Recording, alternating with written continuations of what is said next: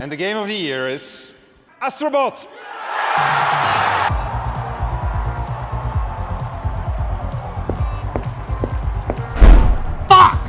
Stellar Blade. Oh my goodness. This game is the epitome of came for the ass, came to the ass action. The stayed for the action. This was Shift Up's first attempt at a AAA game. What experience did they have before this? Gotcha games.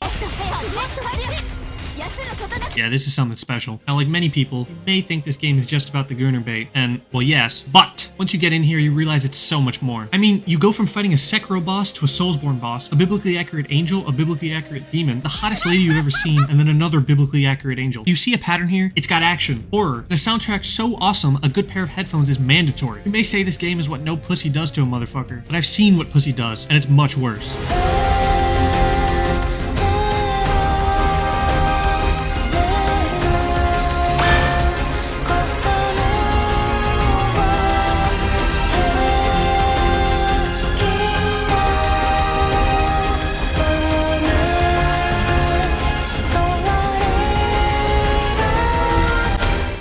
People have a hard time defining what kind of genre Stellar Blade falls into. The developers mentioned they took inspiration from Sekiro, Bayonetta, and yes, Nier Automata. A lot of people say it's a Souls-like, but the only things similar are the camps and the difficulty of the game. I made this nifty graph and placed it where I think it belongs. In my disgustingly humble opinion, I think Stellar Blade's combat is not only less clunky, but way more satisfying to execute. There's no stamina mechanics, and instead, there's a circular combat loop. You have three main aspects to combat: combos, parrying, and dodging. As you hit an enemy, you charge this blue bar here, called your beta energy. Given enough charge, you can execute a beta skill for high damage and stunning effects, or use your beta energy to charge this red bar called your burst energy. The main way you mitigate damage in this game is by parrying, sort of like in Sekiro. If you time the parry correctly, you get a perfect parry, which in addition to sounding extremely satisfying,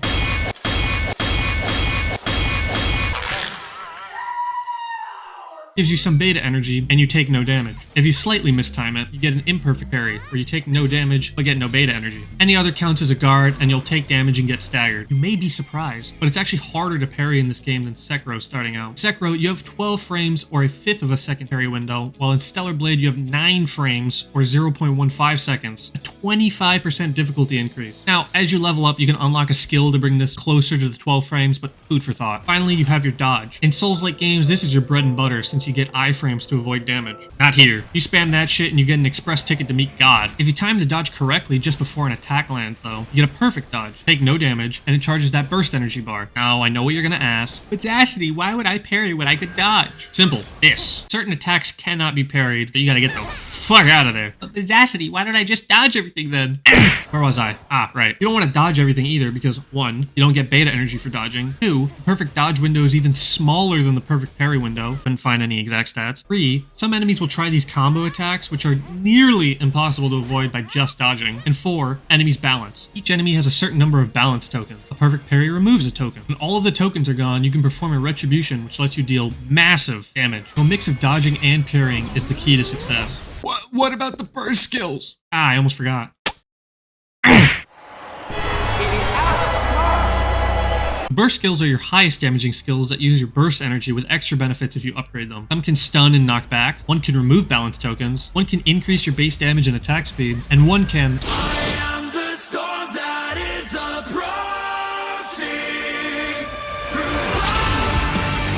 Again, unlike a Souls-like, this game lets you string attacks together more reminiscent of a hack and slash. In Dark Souls, most people light attack and dodge until the boss is dead. Not here. You gotta beat them to death in style. Attacks and parries charge beta energy, dodging and special attacks charge burst energy, throw in some special dodges, a devil trigger, and a gun. What the fuck is a color?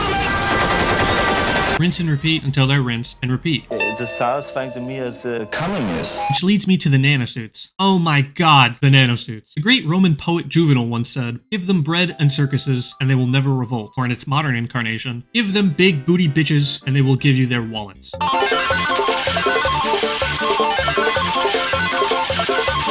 There are over 126 nanosuits in this game, not including hair, glasses, and earring customizations. And most of them are able to be earned in-game. I still don't have them all. Most of these are also quite tasteful. We have default, on the job, off the job, fish fear me, the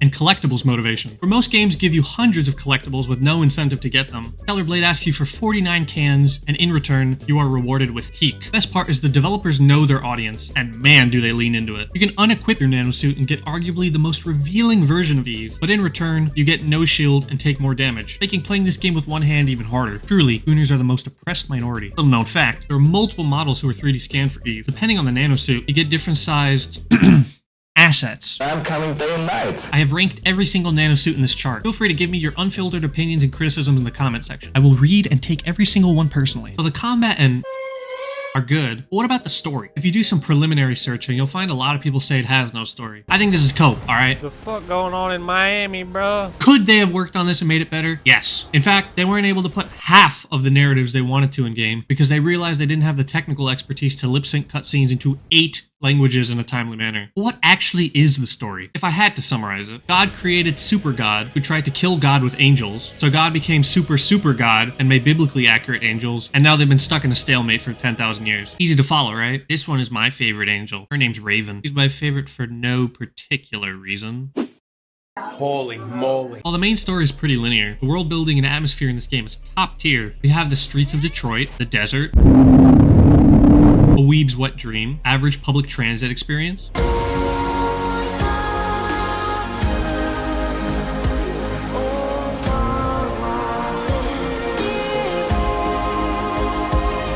and another desert. Wait, what? This is one huge gripe I have with the game. They have 2 open world areas and both are filled with sand. Now, unlike the environments, the music in this game has some of the most insane variation able to be contained in a single media. Listen to that subtle silent street song. The tasteful tempo of it. Oh my god. It even has a seamless battle transition.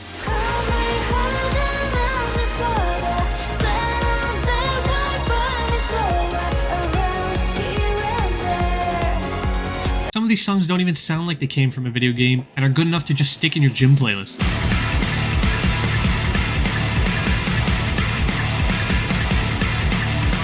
It goes from traditional Japanese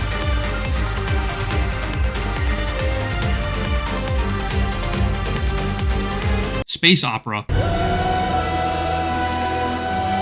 Don't never buy no weed from the gas station. horror EDM, and then K-pop back to back. And the bosses are no exception to this either. We have a monkey, Peter, the horse is here. I should call her, literally too angry to die.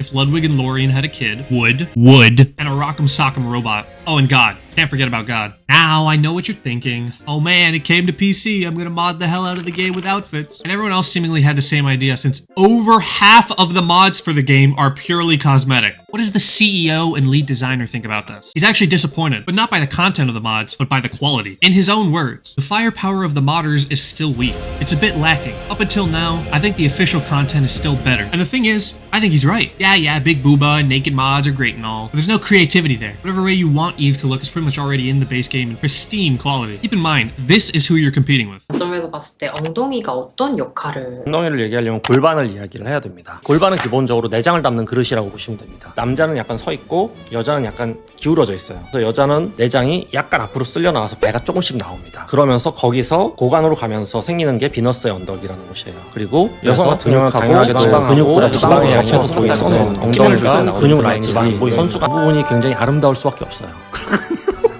This man is a billionaire, so don't ever let anyone tell you being a Gooner can't be a career choice. Future Zasty here. I forgot to mention this game has 3 difficulties: story, normal, and hard. Fuck it, we going in on hard mode, baby. Now, the normal mode is pretty well tuned, but I would recommend against putting hard mode on your first playthrough. It was initially not able to be unlocked until New Game Plus, but people complained, so the devs added it in. It is not tuned for New Game. Every enemy has 100% more damage and 400% more health. We going in on hard mode. And I would consider story mode mostly a streamer mode for obvious reasons. Like,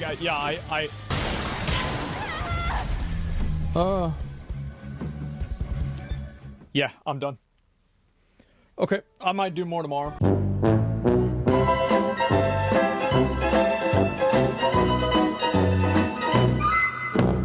Alright, I got some more of the game to talk about, but I'm running a little low on storage. Just get rid of a couple files and...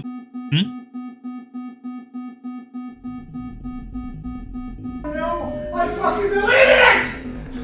Oh my god! Help me! Help me! Help me, God! Oh my god, I deleted it! Oh my god, I fucking deleted it!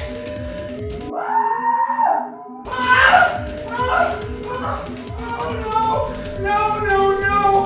How do I get it back? Oh god, how do I get it back? How do I get it back? Oh my god! I fucked myself in the ass! I can't believe I deleted it! Oh my god! Oh my god! Oh god, help me. Oh god, help me. Oh god, help me. Oh my god! That's why we keep backups. Unlike most AAA games released today, there's so many quality of life features in here that are not the price of an extra game in order to get. Want to take some pictures in game? They added a photo mode. You like playing against the bosses but don't want to replay the entire game? There's a boss rush mode that not only has the different difficulty options, but different gear options to make the fights as easy or as hard as you want. There's even an extra free boss against the guy who Raven killed with no problem. And let me tell you, I have no idea how. This guy throws everything in the kitchen sink at you as he swaps weapons and is just a fucking menace the entire time. At one point, he calls down what looks to be a weapon case, but it turns out that is the weapon. Oh dear. Oh, that one-shots you.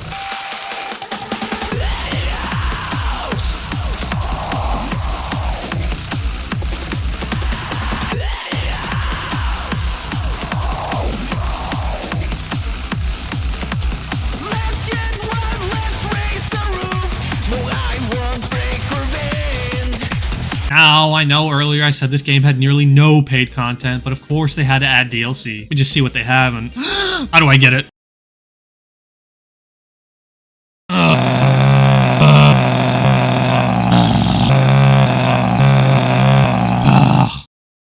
Worth it.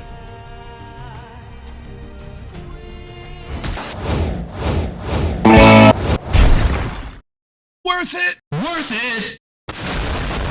Alright, for $10 you get a couple of nanosuits and cosmetics. Why would I want to spend another $8 for some more of that?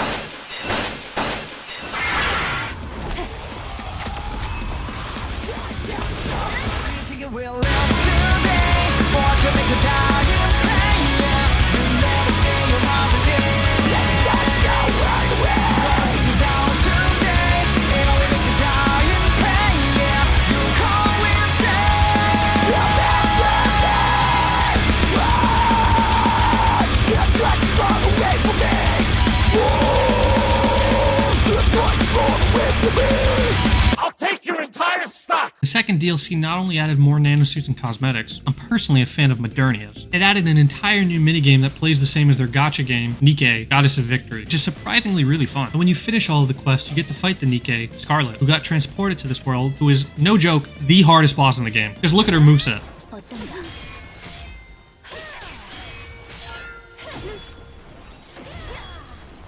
After you beat her, you even get her outfit, which changes Tacky mode to this.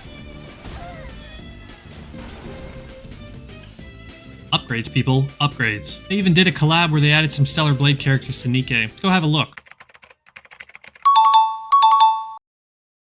Upgrades, people! So would I recommend Stellar Blade? Hell yeah. And I think you're already thinking of getting this game since you stuck around to the end of the video. 10 out of 10 would play one-handed. In fact, that's exactly what I'm gonna do. Join me live here on YouTube or Twitch at 12 p.m. PST/3 p.m. EST on Sunday, February the 15th. as I attempt to beat the game entirely with one hand.